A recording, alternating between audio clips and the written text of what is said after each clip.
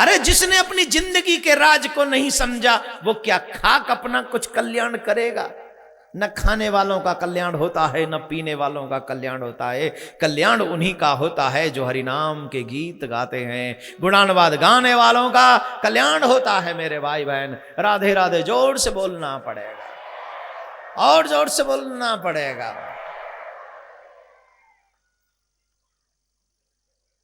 सुखदेव जी महाराज का जन्म 12 बरस के बाद हुआ। 12 बरस तक मां के गर्भ में रहे। कितने बरस तक? 12 बरस तक मां के गर्भ में रहे। भगवान श्री कृष्ण ने ही सुखदेव को भेजा। सुखम शास्त्र कथोज्वलम, क्यों भेजा?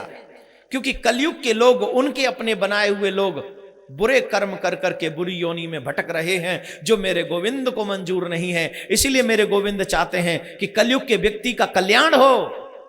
कल्याण कैसे होगा? बोले जब अमर कथा सुनेगा, जब भागवत कथा सुनेगा, जीव का कलयुग में कल्याण हो। इसीलिए भगवान ने सुखदेव को भेजा।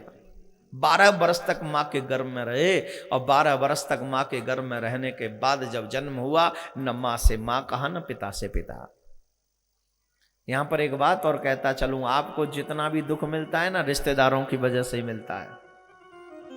जितने भी रिश्ते आप जोड़ते हो, वो रिश्ते आपको दुख देते हैं, लेकिन एक जो रिश्ता सुख देता है, उससे हम रिश्ता जोड़ते नहीं। कौन सा रिश्ता है जो हमें सुख देता है? बोलो, हैं? जोर से बोलो ना। एक वो रिश्ता है जो हमेशा हमें सुख देता है, वो है मेरे परमात्मा का रिश्ता। काना तेरा मेरा प्यार कभी ना बदले, चाहे संसार बल ही बदले। बदले तो बदल जाए संसार, लेकिन मेरा और तेरा प्यार नहीं बदलना चाहिए काना। जैसे ही सुखदेव जी महाराज जन्म लेकर बिना किसी से रिश्ता जोड़े जाने लगे, पीछे से व्यास जी महाराज यम प्रवजंतु मनपेद कृत्यम द्वैपायनो विरह का तरा जवाबा। पुत्रेति पुत्रेति पुत्रेति, पुत्र रुको रुको रुको, तन्मयतया तरवो विनेन्दु। पुत्र रुको, कहां जा रहे हो हमें छोड़कर? ये मोह किसमें? बोले जिन्होंने वेदों की रचना की है, पुराणों की रचना की है, शास्त्रों की रचना की है, आज उनके मन में मोह है अपने पुत्र को लेकर। सुखदेव जी ने पीछे मुड़ के नहीं देखा, एक भी बार नहीं। व्यास जी एक सरोवर के किनारे पर होकर निकले तो देवांगनाएं वहां स्नान कर रही थी। उनसे पूछा, क्या मेरा पुत्र इस राह से गया? बोले हाँ, अभी अभी आपके पुत्र इसी रास्ते से गए। लेकिन व्यास जी को यह आंसर करते हुए वो वस्त्र पहनने लगी, और जब वस्त्र पहनने लगी तो वेद व्यास जी बोले, तुम झूठ बोल रही हो, मेरा पुत्र इस रास्ते से नहीं गया। हम क्यों झूठ बोलेंगे? बोले अगर मेरा पुत्र इस रास्ते से गया होता तो मेरा पुत्र तरुण है। जो वस्त्र तुम मुझे देखकर पहन रही हो, वो वस्त्र तुम मेरे पुत्र को देखकर पहन चुकी होती। वृद्ध को देखकर तुम वस्त्र पहन रही हो, और उस तरुण को देखकर तुमने वस्त्र नहीं पहने। पर्दे की जरूरत कहां पड़ती है? बताना जरा, जवाब दीजिए।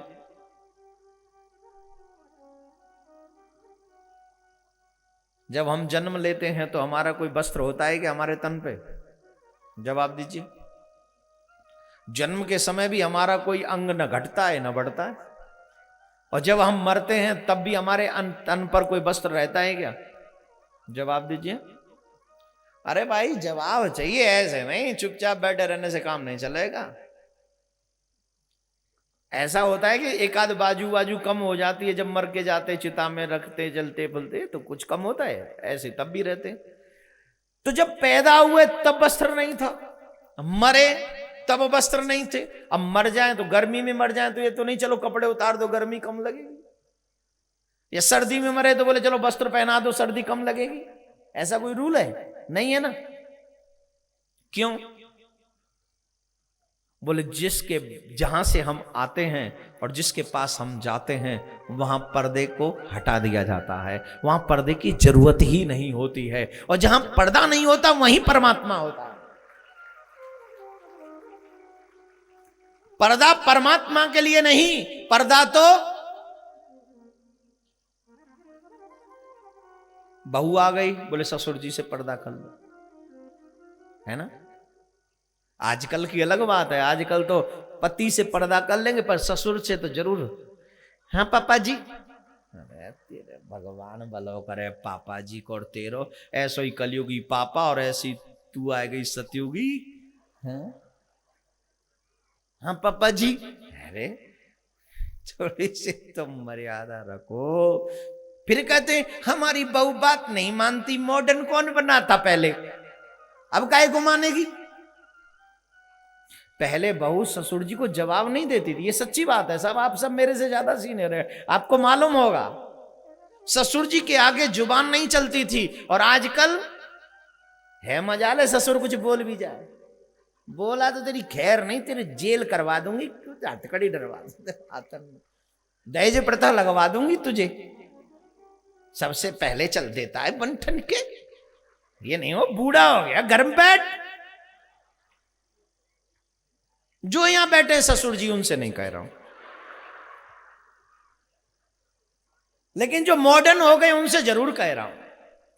देखिए साहब, पर्दे हम हटाते हैं, और जब पर्दे हटते हैं ना तो कुछ मुश्किलें जरूर बढ़ती हैं। पर्दा तो सिर्फ परमात्मा के आगे हटाना चाहिए। क्यों? बोले वहां मुश्किलें आसान की जाती हैं, और दुनिया में जब जब तुम पर्दे हटाओगे तब तब मुश्किलें बढ़ेंगी, घटेंगी नहीं। पहले इतने घर क्यों नहीं टूटते थे? क्योंकि पर्दा था। हर बहू सोचती थी जेठ जी आ गए चुप हो जाओ, ससुर जी आ गए चुप हो जाओ, चचिया ससुर आ गए चुप हो जाओ। और आजकल कोई ससुर आ जाए तो बहुत तो डंडा लेके ठाड़ी रे, बोले आ तो सही, तू ही गए सबसे पहले मुंह देख बे, सबसे पहले घर देख बे गए मोए, वो ऐसे ऐसे के काज मैं करी तने, आजा मैं देखूंगी तो। भगवान करे तेरी छोरी ऐसे मिले, भगवान बड़ा बड़ा लंबा सुनाती है ऐसा। और सबसे पहले पति का नाम बाद में लिखवाएगी, पहले क्यों? बोले पर्दा जो हट गया। संसार के लिए पर्दा जरूरी है, और परमात्मा के लिए पर्दा नहीं जरूरी। जब तुम आते हो तो परमात्मा के पास से आते हो, तुम जाते हो तो परमात्मा के पास जाते हो, और दोनों ही कंडीशन में तुम्हारे तन पे कोई पर्दा नहीं हो।